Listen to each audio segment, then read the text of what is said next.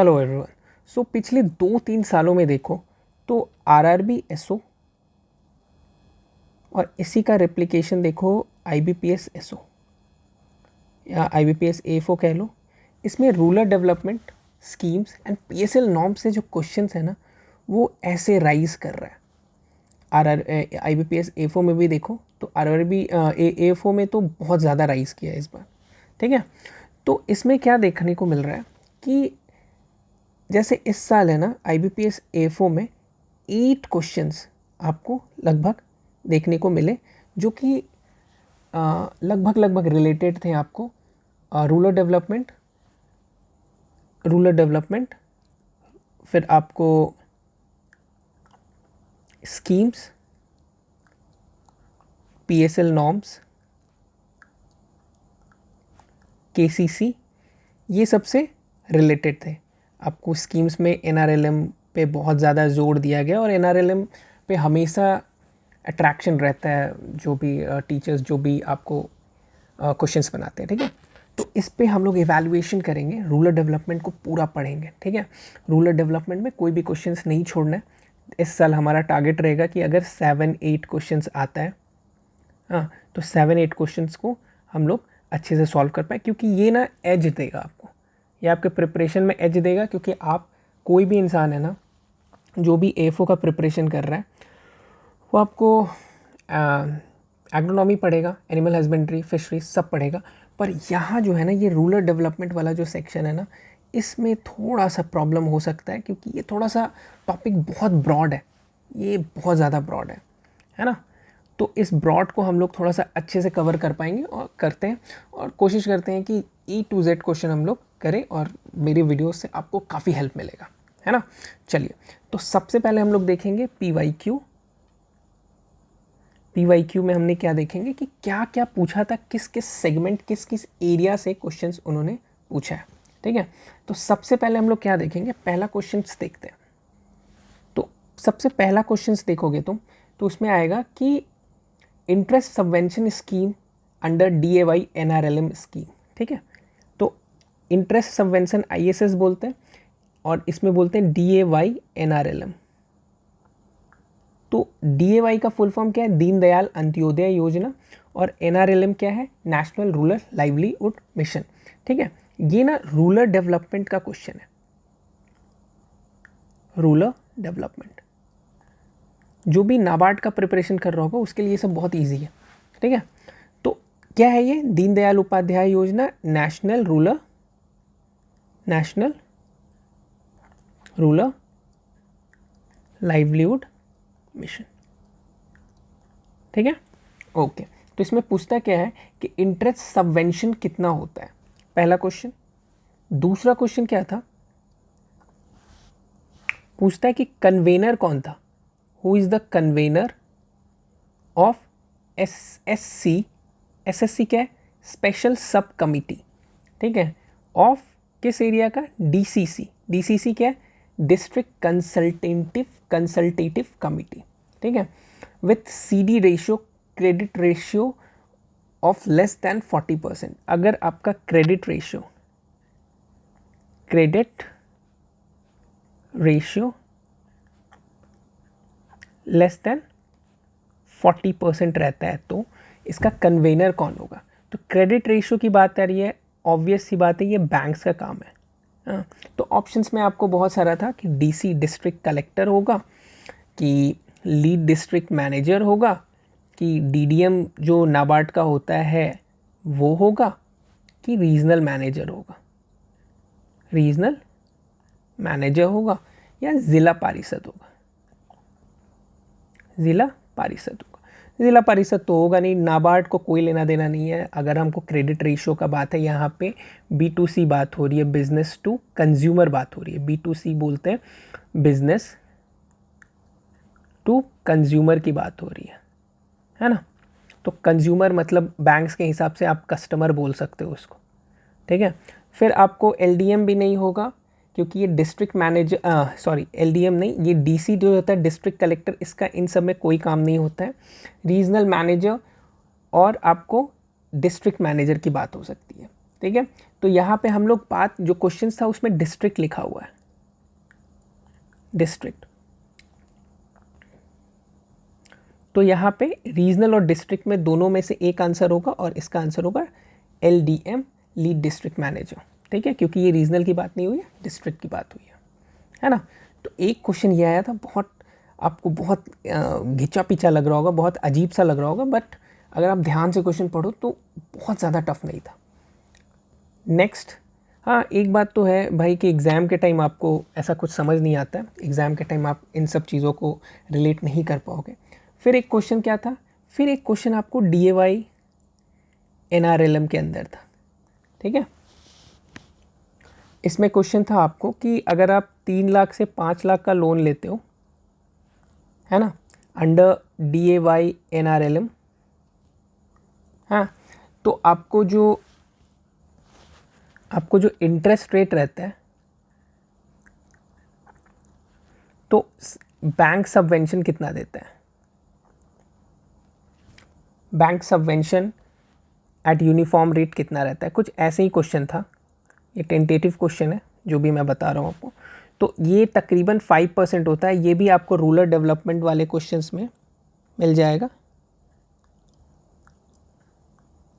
और RBI के PSL norms जो होता है, RBI का सर्कुलर जो कि हम आपको अभी करवाएंगे, ठीक है, PSL नॉर्म्स, ये सब में आपको ये सब क्वेश्चंस मिल जाएगा। ये आपको RBI के वेबसाइट्स में, मैं वो भी दिखाऊंगा कि कैसे उसको करना है, RBI के वेबसाइट्स में आपको ये मिल जाएगा, ठीक है।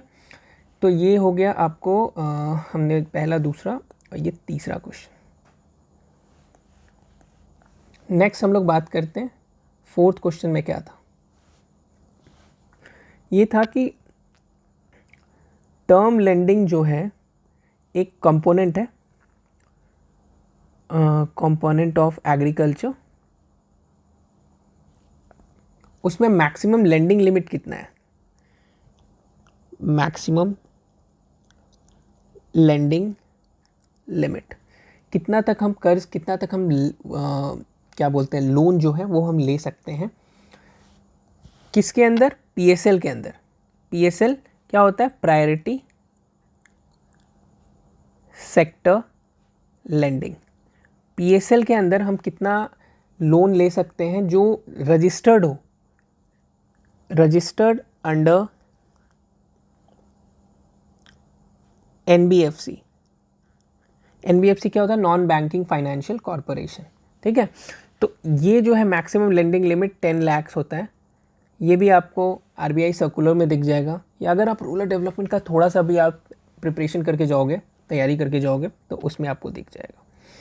फिफ्थ क्वेश्चन क्या था कि जब हम MSP कैलकुलेट करते हैं, तो MSP कौन कैलकुलेट करता है, CACP, ठीक है। MSP क्या होता है आपको पता है, मिनिमम सपोर्ट प्राइस। तो MSP जो कैलकुलेट करता है वो CACP करता है। CACP का फुल फॉर्म क्या है, commission for agriculture cost and price, है ना। तो ये जो करता है, ये कौन सा मेथड लगाता है, तो ये एक A2 प्लस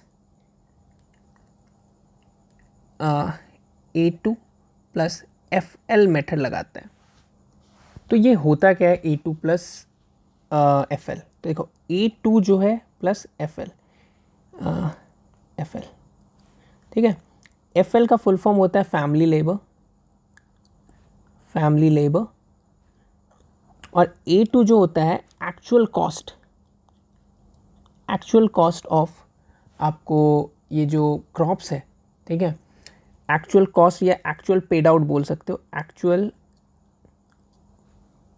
पेड आउट जो भी होता है, expenses, actual paid out of farmer, जो भी कॉस्ट लगता है ना एक क्रॉप को उगाने में, एक मान लो ये क्रॉप है, तो एक्चुअल पेड आउट कितना हुआ, और एक फैमिली लेबर का जो कॉस्ट हुआ, जो भी फैमिली लेबर का एक आपको कॉस्ट हम लोग एक हिसाब से लगाते हैं, वो दोनों को मिला के A2 प्लस FL ऐसे बोलते हैं। CACP का कॉस्टिंग कैसे होता है, A2 plus FL।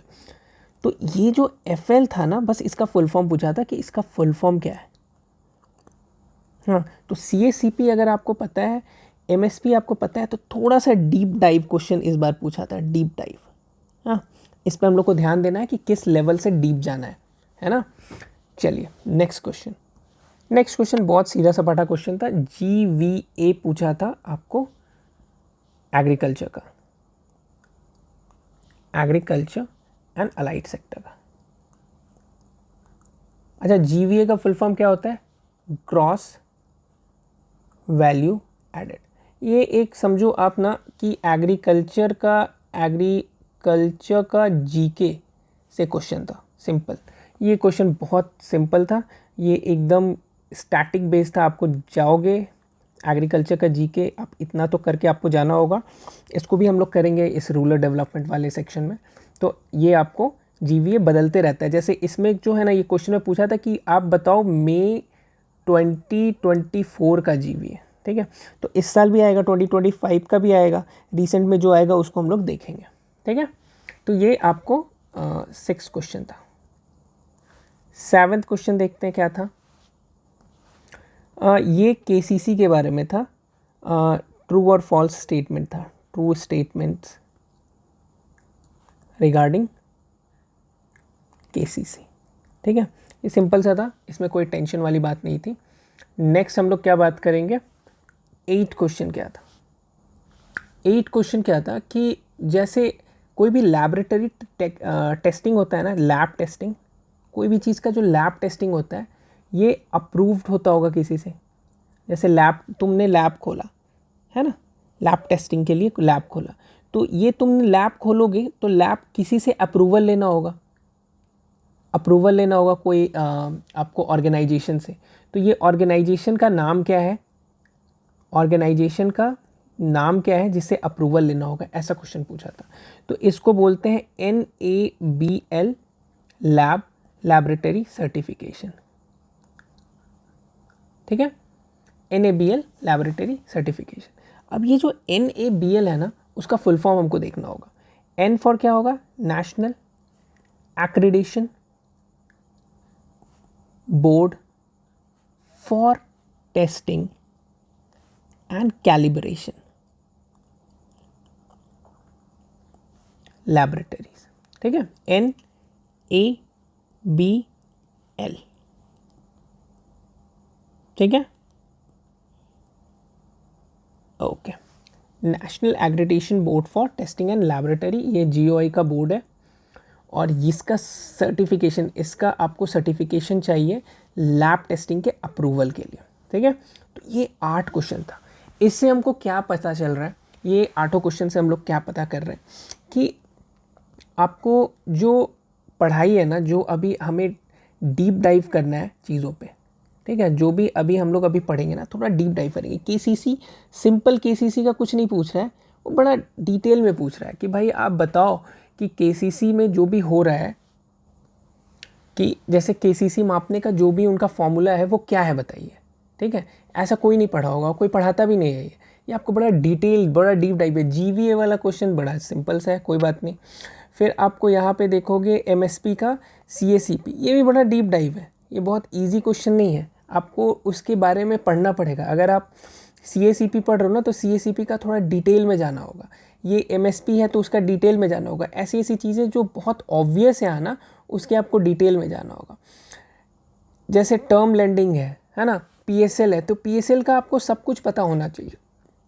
RBI websites के बारे में हम देखते हैं, हमेशा RBI वेबसाइट से क्वेश्चन आता है, तो RBI वेबसाइट्स का अच्छा डीप डाइव आपका होना चाहिए, अंदर जा के आपको पढ़ना पड़ेगा, ठीक है। कन्वेनर ऑफ SEC DCC, ये सब आपको थोड़ा तुक्का मारना पड़ेगा, ये बहुत ज़्यादा अजीब सा क्वेश्चन है, हर कुछ इंसान नहीं पढ़ सकता है, दैट्स फॉर श्योर। ऐसा नहीं है कि आप सब कुछ पढ़ के पहले से जाओ और आप वहाँ, मतलब अगर आपके पास इतना कैपेसिटी है तो आई कैन गारंटी कि आप सिविल सर्विसेज में जाओ, आप बैंक में क्यों जाओगे, मगर या आपको थोड़ा सा दिमाग लगाना पड़ेगा। जैसे DAY NRLM, national rural livelihood mission, ये आज से नहीं आ रहा है, आप 2020 के क्वेश्चंस में भी देखोगे तो आपको NRLM मिल जाएगा। 2019 या 2021 इसमें से कोई एक में आपको NRLM, मुझे याद है कि NRLM उसमें भी क्वेश्चन था। तो NRLM ये सब जो है ना, जैसे PYQ का एनालिसिस का मतलब क्या होता है, यही तो होता है ना, कि आप अगर कोई टर्म्स देख रहे हो ना बार बार, 1 बार 2 बार, तो उस टर्म को ना उसमें डीप डाइव करो, उसको थोड़ा डिटेल में पढ़ो, डिटेल में पढ़ो उसके बारे में। कभी भी जैसा टाइम मिला तो थोड़ा सा देख लिए कि क्या है क्या नहीं। ऐसे ही तो होता है, स्मार्ट स्टडी इसी को तो बोलते हैं। तो ये वे में हम लोग को करना है rural development and PSL norms. आज ये समझो कि आज पहला इंट्रोडक्टरी क्लास था, 10-10 मिनट का हम लोग क्लास करेंगे रोज़। हाँ, 10-10 15-15 मिनट आप अपनी पढ़ाई के साथ मेरे वीडियोस को देखते रहना, फ़ायदा होगा। नोट्स बनाते रहना। अगर आपको जैसे मान लो नोट्स नहीं बनाना है, अगर आपको यही नोट्स चाहिए तो एक मेरा पेड ग्रुप है, आप उसको ज्वाइन कर सकते हो। उसमें मैं सब नोट्स डाल देता हूँ, जितने भी आपको जो भी कोर्सेज़ के आपको जो भी प्लेलिस्ट में होगा ना, सारे उसमें एग्रोनॉमी ये सबका पूरी नोट्स तो नहीं है, पर हाँ 70% 80% जो मैंने पढ़ाया है वो सब नोट्स आपको मिल जाएगा। तो नहीं तो आप क्या करो ना कि सबसे बेस्ट है कि आप अपना नोट्स बनाते रहो, जो भी मैं पढ़ा रहा हूँ इसका आप अपना, आपके पास नोट्स हो गए उसका नोट्स बनाते रहो और पढ़ते रहो। चलो, thank you so much, bye bye.